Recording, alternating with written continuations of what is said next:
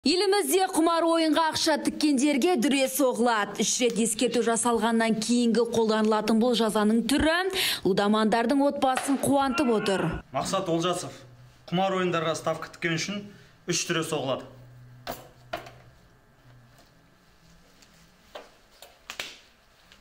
Шеш.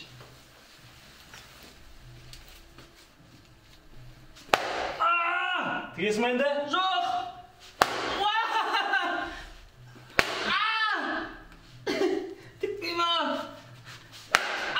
Күніне 50-60 адам сабайым осылай. Қайталанып келіп жататын адамдар да болады. Оларды қаттырек сабайым. Санасыз мәгестер ғой бұлар. Олар несіне ейсін? Ставка тікпесен де жігіттер.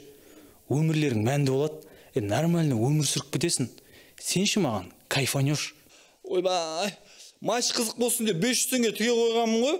Бүкіл данныйымыз тұрғаны букмекердің сайтында. Содан тауып, келіншегім сабағанда шамал приятно болады деді. Мамалатты ғой налар.